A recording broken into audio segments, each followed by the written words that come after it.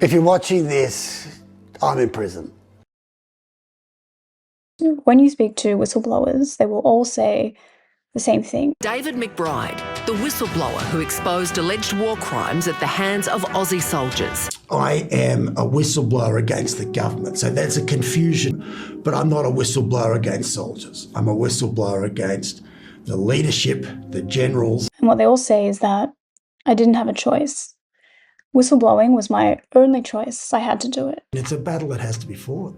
The reason they feel that way by the time they have to blow the whistle on something is because if you are in an organisation or you are witnessing a practice where someone is doing the wrong thing. McBride began collecting the material because he was dissatisfied with what he thought was vexatious over-investigation of alleged war crimes by Australians. Australian Special Forces had been unlawfully killing innocent Afghans.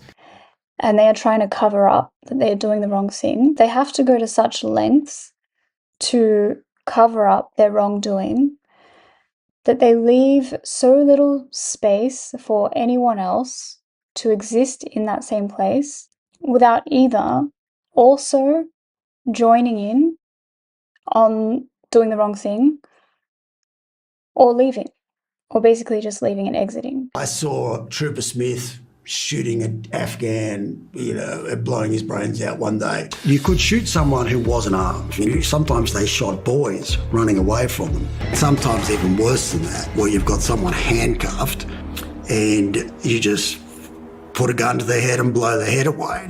So much bribery, so much corruption. Rules were broken, lies told, and prisoners killed. So when you have someone who is living a lie, or the foundation on which they have built their work or working culture or their mission, when that is a lie and it relies on deception to sustain it. A report so damning and alleged war crimes so disgraceful, nothing could prepare the nation for this. That becomes dishonesty that needs to be maintained on multiple levels and requires multiple people to be complicit in the lie or to just turn a blind eye to it. Ingrained problems within Special Forces, an organisational culture including a warrior culture and a willingness by officers to turn a blind eye to poor behaviour.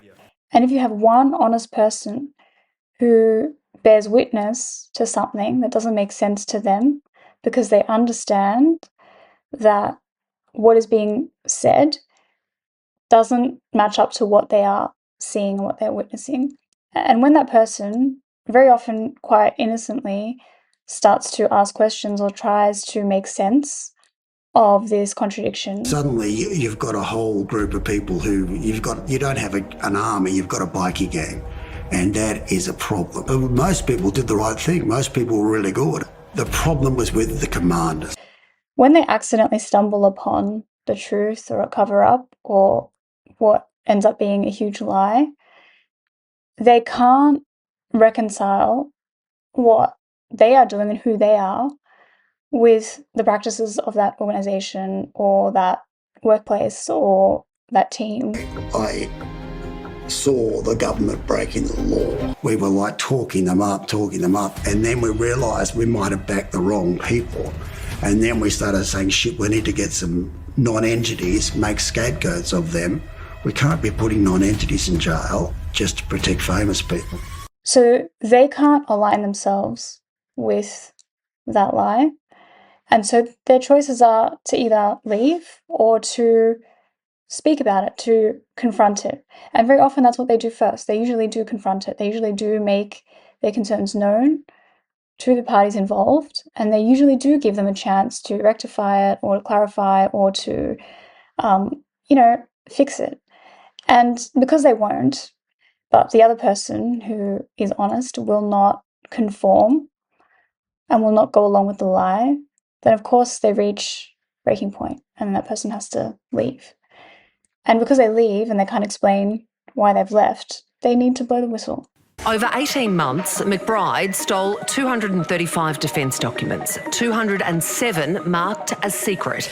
McBride pleaded guilty to 3 charges, including theft and sharing more than 200 documents classified as secret with members of the press. A raid by the Australian Federal Police is underway at the ABC offices in Sydney over a series of 2017 stories known as the Afghan Files. The first Australian to go to jail over the alleged war crimes in Afghanistan is the whistleblower that brought the allegations to the public's attention. David McBride is now in jail after being sentenced to 5 years and 8 months for leaking classified documents to the media. AFP was investigating the leak of hundreds of pages of secret Defence Force documents. It's been sentenced to 5 years and 8 months jail. And what those documents revealed were serious allegations that Australian Special Forces had been unlawfully killing innocent Afghans. Often that person, just through their own who they are and wanting to stay true to their own morals and their own values,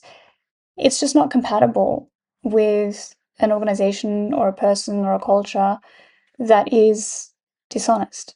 Today, I serve my country. I may have broken the law, but I did not break my oath to the people of Australia. You will always have haters who don't necessarily understand you. I went into this with my eyes open. I always said I would go to prison with my head held up high. It's been hard. I'm not going to say it hasn't been hard. And it may be that I need to go to prison in order to fix this country.